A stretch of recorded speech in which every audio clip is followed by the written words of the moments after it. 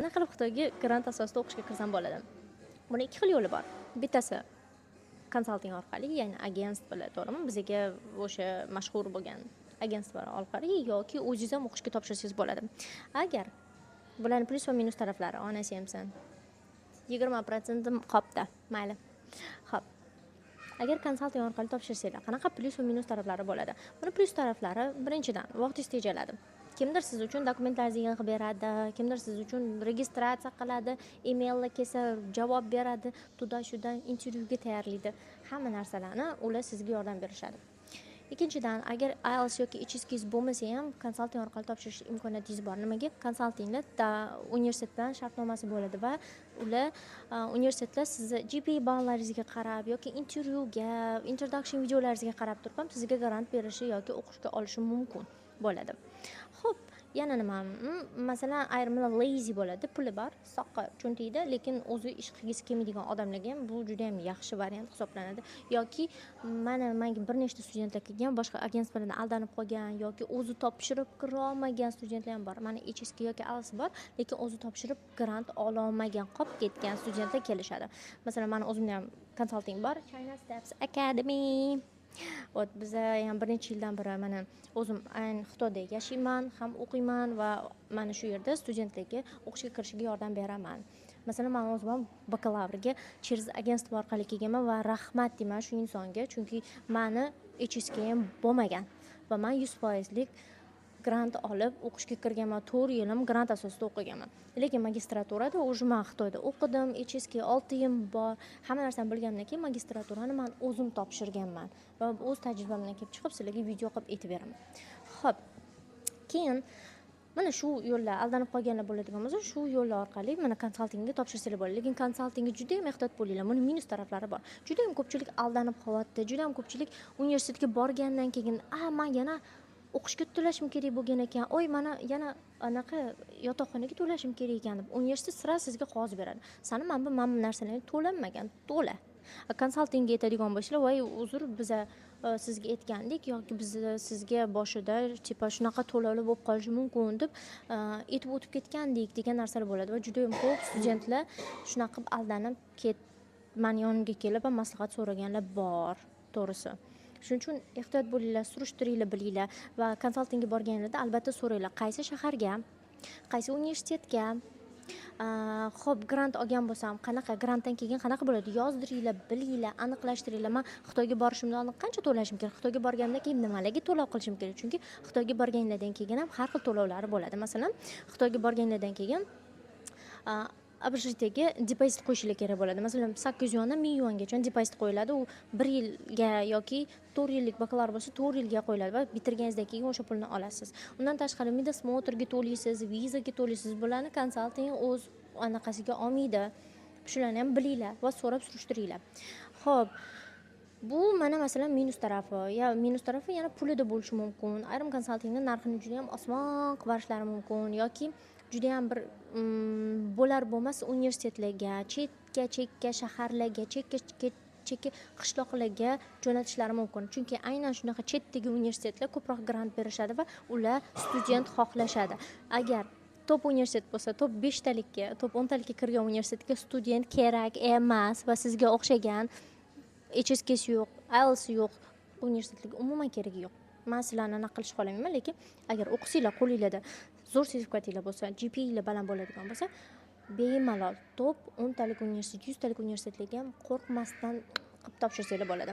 Agar bo'lmaydigan bo'lsa, iloji yo'q, shunaqa pastroq universitetlarga kirish imkoniyatinglar bo'ladi. Lekin shuni ham harakat qilib, o'ylab, so'rab, surishtirib, harakat qilib topshiringlar.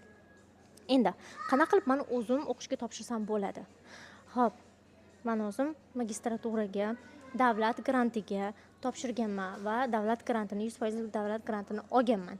Xo'p, bunda qanaqa etaplar bo'lishi kerak? Sizda обязательно sertifikatingiz bo'lishi kerak, ya'ni HSK yoki IELTS sertifikatingiz bo'lishi kerak. Menda topshirayotganda allaqachon IELTS, HSK 6 sertifikatim bo'lgan va agar shu yil topshirmaganimda o'zi o'tib ketardi, chunki HSK sertifikatim, IELTS sertifikatim faqat 2 yillik. Xo'p, olganingizdan keyin maqsadingizni aniqlashtirib olishingiz kerak. Masalan, yo'nalish. Birinchi navbatda o'z yo'nalishingizni tanlashingiz kerak. Hamma universitetda ham sizni o'ylagan yo'nalishingiz zo'r bo'lmasligi mumkin. Masalan, menga o'zimni bakalavrdagi o'qituvchilarim jurnalistikaga topshirgin deyishganda men qilganman va man международный отношенияni ko'rganman, man biznesni ko'rganman va man o'zimni bakalavrdagi yo'nalishim, ya'ni Xitoy tili yo'nalishini ham ko'rganman. Va ulardan bittasini tanlashga qaror qildim va nima qildim? Men universitetlarning listini qilishni boshladim.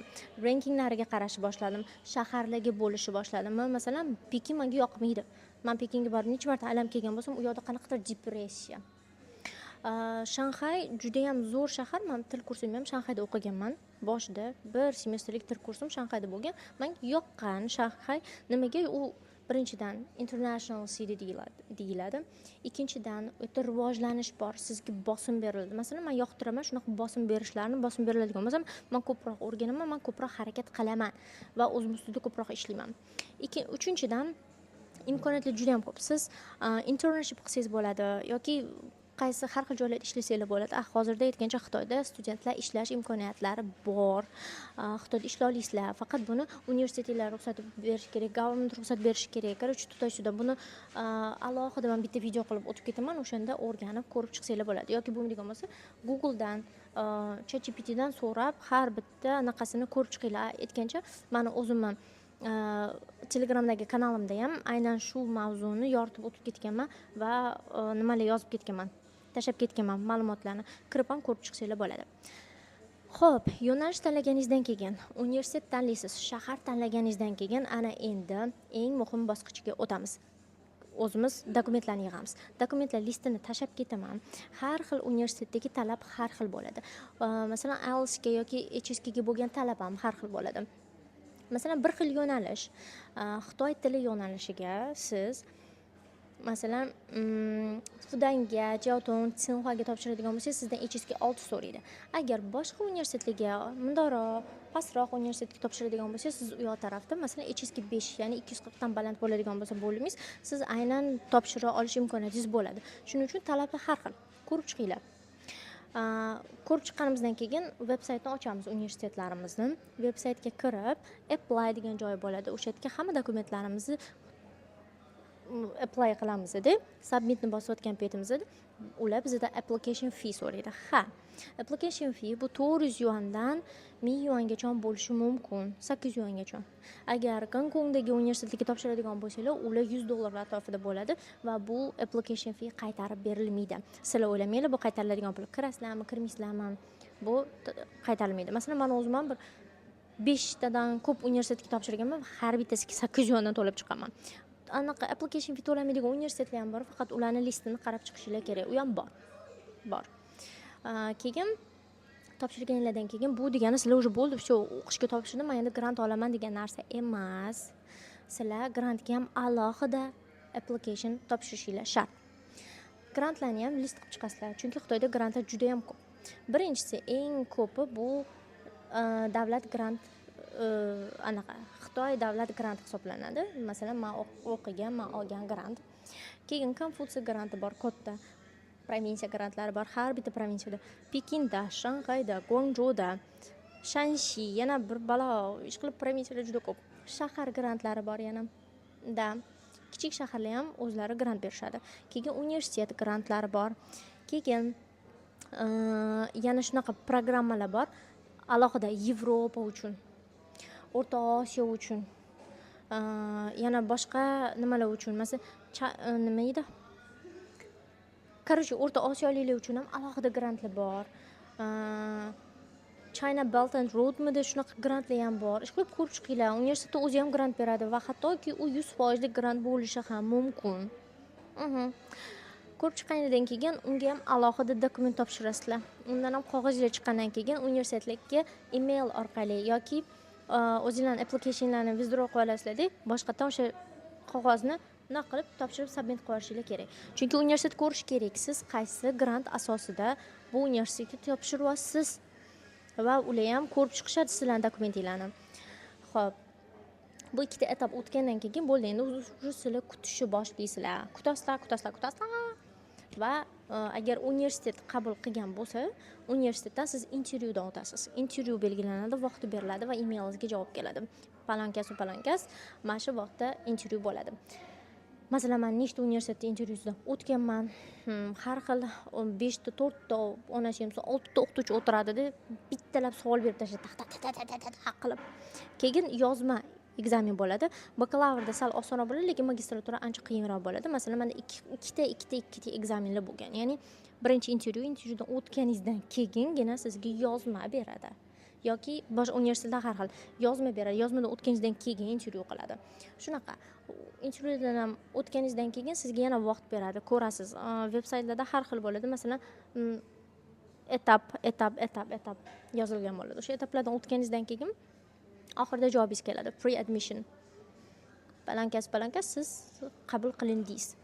Qabul qilindingiz degani qog'oz kelgandan keyin siz grantni kutishingizga to'g'ri keladi.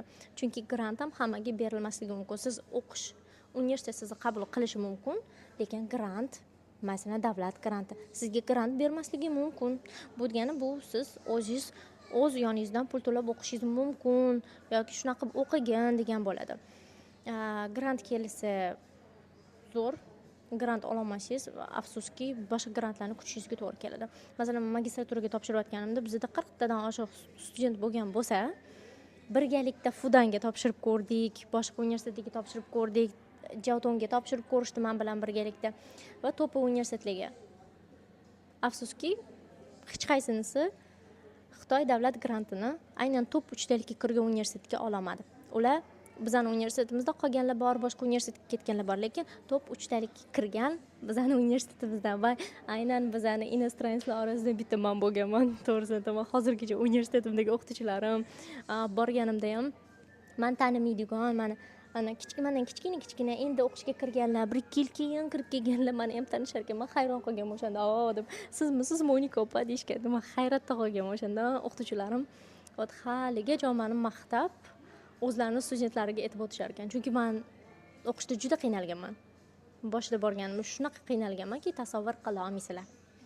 Mana hozir mana shu o'tirganimni bu ham nima deydi? Xudoyim bergan bitta yaxshiligi deb bilaman. Va o'z qilgan ishlarimga nima deydi? Podarka bo'lsa kerak-da Xudodan. Vot, shunaqa qilib topshirib bo'lganingizdan keyin grant keladi va siz la qilib Xitoyga viza olishingiz kerak bo'ladi. Vizaga ham o'zining har xil dasturlari bor, ularni ko'rib chiqishingiz kerak. Agar siz Xitoyda bo'ladigan bo'lsangiz, T viza berishi mumkin. Masalan, til kursida turib T viza olasiz, bu stay viza deyiladi. T viza olib turib, keyin student vizaga, bakalavrga topshirishingiz mumkin. Yo'q, unaqa imkoniyat bo'lmaydigan bo'lsa, o'z yurtingizga qaytib turib, o'sha yerdan boshqatdan bakalavrga yoki magistraturaga vizaga topshirasiz dokumentlaringizni. Обязательно sizda admission bo'lishi kerak, EGV 202 bo'lishi kerak. Agar 202 bo'lmaydigan bo'lsa, bu siz vizaga topshira olasiz degani emas. O'shaning uchun ham ikkita dokument bo'lishi kerak. Admission va GV 202 bo'ladi. Xo'p, yana bitta narsa, Xitoyda men qolsam bo'ladimi? 4 yil bakalavr o'qib turib, 4 yil O'zbekistonga qaytmasam yoki magistraturadan qaytmasam bo'ladi. Bo'ladi. Masalan, men o'zim 4 yil bakalavrda qaytmaganman. Bizda virus bo'lgan, bizda anaqa virus tugagandan keyin ham pulim bo'lmay qolgan vaqti bo'ldi va agar qaytib ketadigan bo'lganimda qaytib kela olmaslik mumkin bo'lgan. Men juda ham ko'p studentlar, do'stlarim qaytib kelisha olmadim. Vot, men shu bilan 4 yil Xitoyda qolib ketganman. 4 yildan keyin O'zbekistonga qaytib onamni ko'rganman. Vot, magistraturada ham xuddi shunaqa bo'ladi. Siz to'g'ridan-to'g'ri 3 yilga viza olishingiz mumkin. Bu universitetga qaraydi. Sizga 3 yilga tars qilib viza urib berishi mumkin. Shunaqa. Shuning uchun o'zingiz ham o'qishga topshirsanglar bo'ladi. Bu qiyin emas, bu oson, lekin buning uchun vaqt talab qiladi. Masalan, men o'zimga bir 5 oylarni vaqt ketgan. Chunki men har xil viza anaqa grantlarni o'rganib chiqqanman, qayerga topshiraman va yo'nalish tanlashda men juda qiynalganman. Yo'nalish tanlashda hammani tavsiyalarini eshitib chiqqanman, o'zim o'rganib chiqqanman, universitetlarni ko'rganman. Chunki meni orzuyim bu top 5 talikka kirgan universitetga kirish edi va men buni uddalay oldim va o'zim topshirdim. Hech qanday konsalting yoki hech kimning yordamisiz. O'shaning uchun o'qinglar, o'rganinglar, hamma narsaning imkoni bor va o'qisanglar kam bo'lmaysizlar. Yana qanaqa savolinglar bor, yana qaysi mavzularda video olaysiz, chakagim ochaveraman. Ko'p nima o'tlab ketib qoladigan odatim bor. Men juda ham ko'p o'tlab ketib qoldim videoda, to'g'rimi? Har xil temalarda. Mani ichim to'la ma'lumot. O'shaning uchun savol bersanglar, men sizlarning savolinglarga mana shunaqa video qilib chiqarib, etaplarni o'rgatib chiqaman. Oson, qiyin emas. O'zingizlar harakat qilsanglar bo'ladi. Faqat buning uchun nima deydi, bir shaxtan qadamlar bilan harakat boshlashinglar kerak. Xo'p, unda sizlarga omad. 2027-yilga o'qishga topshirmoqchi bo'lgan studentlar harakatinglarni boshlanglar, dokumentlarni yig'inglar va oktyabrda boshlanadigan qabulga tayyor turinglar. Qabul boshlangandan keyin hammaga omad. Okay. 累死我了。那我们就今天到这儿哦，拜拜，下次见。